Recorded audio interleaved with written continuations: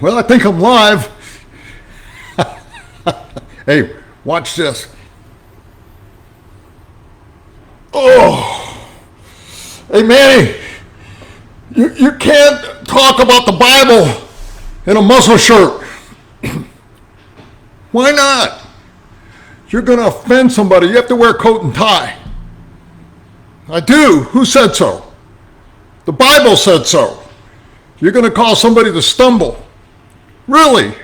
Listen, when I went to seminary, I had to wear a coat and tie every day. In fact, there was a time when I was in Europe, we were getting ready to go out on a mission trip in Belgium. And it was a Sunday morning, and it was so hot. We were staying at an old Catholic monastery, that had been abandoned. And they had a swimming pool.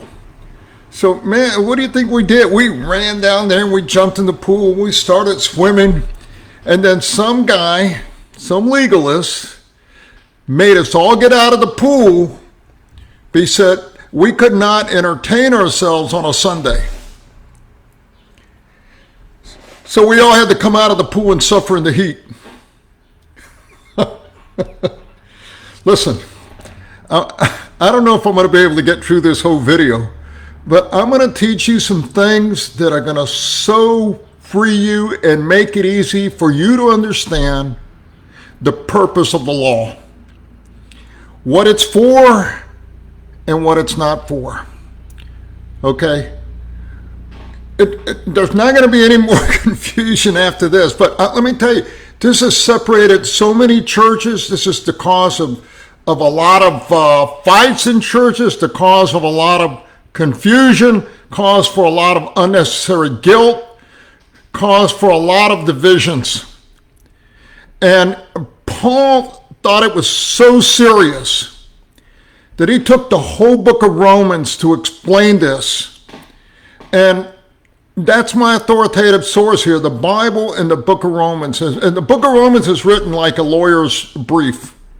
He's going to set a case, and then he's going to develop it all the way to chapter 12, where he's going to say, now to go into, to not be conformed to this world, but to be transformed by the renewing of your mind. And he's going to say, therefore, this is why you got to do all this. Okay, so I'm going to explain it to you this morning. Okay, I'm not going to use any notes.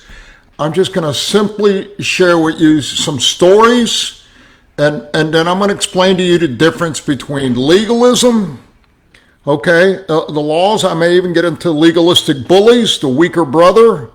I'm going to talk about Christian liberty. I'm going to talk about licentiousness, okay? Okay, first of all, the law. What's it for? God gave the law for a couple of different reasons. First, he wanted to establish a nation for himself. So he wanted the Hebrews to be different. So he created a lot of laws, moral laws, legal laws, dealing with a lot of property and crimes and all this stuff. And he put them in place so that the people could practice them. They'd be different than other nations. Okay, so that was one purpose. Second purpose was to give it as a mirror. If there's no law and you're going 100 miles down the freeway and there's no speed limit, or you haven't broken any law.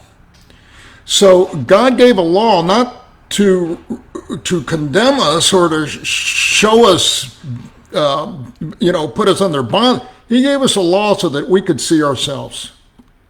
Well, there's no law, there's no transgression. Okay? It helps us to recognize our need. Okay. Third reason is that he gives us a lot of law. I call them precepts for wise living. Okay, this country's a mess because they don't operate off of wise laws. There's a lot of laws in Proverbs that tells you how to live a wise life. There's laws all through the Old Testament and New Testament, and they're given not so that God can guide us. They're like a manual for living. These are the things that will help you to live in a way that's going to benefit you and benefit others. Okay? He also put them in place so that we know how to please him. Okay? He's given us promises. He's given us different precepts that as we obey them and trust them or go by faith in them, then we're going to be blessed. So he's given us as a way to please us. Okay, 4 things. What are they?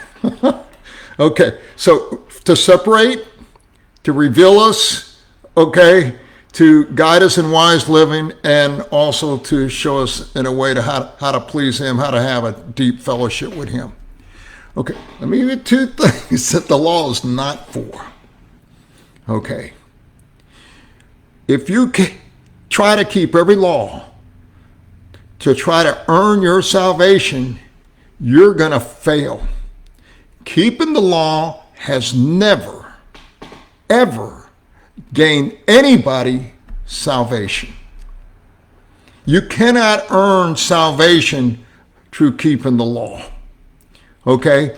It is impossible, because if you failed in just one, then you're guilty of all.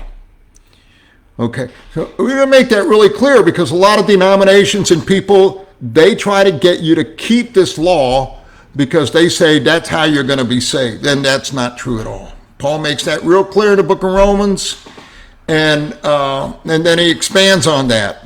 Okay, he expands on what the purpose of the law is. Okay, second thing, so it can't save you. Okay, people say, well, Manny, we're under the law now. Oh, we're not under the law now. No, they're making a categorical mistake. They're applying the law soteriologically, or what is called salvation.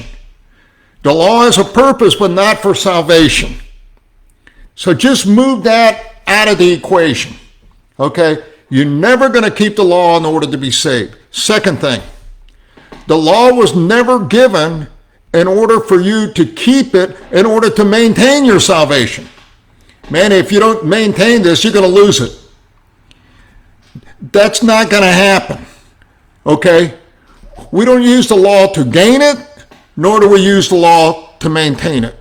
So once we take salvation out of the picture, then we have to ask ourselves, what is the purpose of the law? And that's why I gave you those 4 purposes. Now, here's a problem, and what I call legalistic or spiritual bullies. And you have whole denominations like this.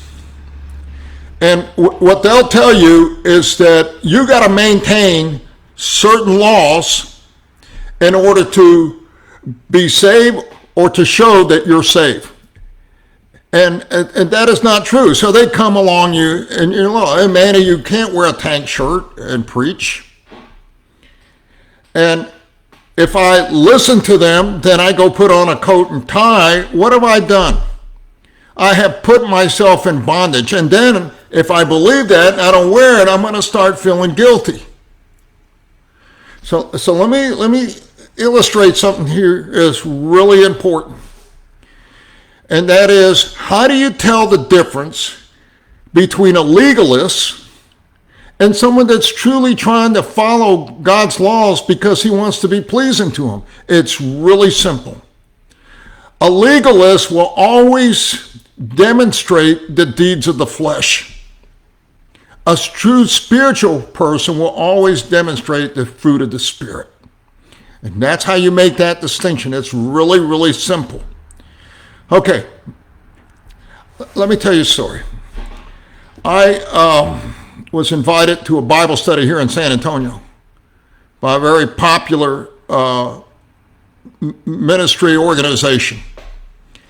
I had been looking forward to this Bible study for about a month. I was doing a ministry among a bunch of Vata Locos, Southwest gangs, guys that involve in drugs and alcohol heavily. Okay, and I was going to bring some of them with me, and I'm glad I didn't. When I got to this Bible study, there's a whole bunch of men there. They're watching a basketball game. They're sitting around drinking beer. So I asked the leader, I said, what are you doing? I thought we were going to have a fellowship Bible study. We are. You want a beer? I said, no. Now, drinking is a whole other subject, but Had I brought those guys that I was working with me, it would have created a tremendous stumbling block. And so there's a difference between someone who is a weaker brother and someone that is truly a legalist. A weaker brother is going to get broken based on watching and seeing what you do. And Paul says, if it caused my brother to stumble to eat meat, I'm never going to eat meat again. But if it's a legalistic bully that says, Manny, I don't want you to wear a tank top because that's not, according to the law, then I don't have to listen. I just ignore him. Why subject myself under a slavery of bondage when I've already been freed from it? Okay. So we need to recognize when you're dealing with the law, a lot of people make what they call categorical mistakes. They apply the law to salvation or maintaining your salvation. And then you have people that are come out of that group, that thinking, that become legalistic bullies. Okay, and they try to put you under that burden as well. Okay, now we should be very sensitive to people that are going to be negatively influenced by what we do, because maybe they don't have faith yet that they can do this, that they have the freedom to do that. So we have to be sensitive to that. So we're always sensitive to the weaker brother, not to the so-called stronger brother. Okay, that being said, what about Christian liberty? I don't know if I want to talk about that right now. Maybe I'll do another video on that, because I really want to get to what God's heart is concerning Christian liberty and what it really is meant for. Okay, but it's not licentiousness. It's not freedom to, okay, now I know I'm not under the law. I know the law is good, but I'm not under it. Okay, and that's where grace comes in. There was a guy that wrote a book called Grace. His name was Louis Ferry Chafer. And he was a tremendous legalist, also a tremendous theologian and scholar. He's the founder of Dallas Theological Seminary.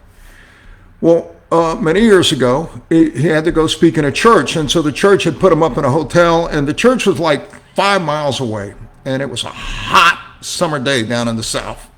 Very hot, very humid. His wife was with him, and they offered to take him by car to the church. He said, no, it's a Sunday. We cannot ride in the automobile on a Sunday. And so he made his wife and him walk in the hot summer heat all the way to the church, did his message, and walked back. She was exhausted. Accompanying him was one of the deacons in the church, and they got to the hotel, and they got to the elevator. And they started going up to the elevator to his room, and the deacon asked Louis Ferry Chafer, he says, Mr. Chafer, which is more sinful, to ride vertical or horizontal? The deacon got, at that moment, Louis Ferry Chafer recognized that he was a functioning legalist. He wrote a book called Grace. That Grace is a classic. It was instrumental and found in a lot of Christian organizations in the 50s, like Campus Crusade, Young Life, and a lot of other organizations. And then he became the founder of Dallas Theological, wrote Systematic Theology, Schaeffer's fascinating works, okay? Once you're free and you understand what the law really is for, and you understand what grace is, and you don't make categorical mistakes, God's going to use you in a tremendous way with a lot of freedom, okay? But freedom to serve him, not to serve yourself, okay? I'll talk a little bit more about Christian liberty and licentiousness on the next video. So let's remember again, the law is not for salvation. Keeping it's never going to save you. Keeping it's never going to maintain your salvation. When you're born again, you're born again. Okay? Okay. Y'all have a great day. I'm going to go work out, play some tennis, and try not to offend anybody. I'll talk to y'all later. God bless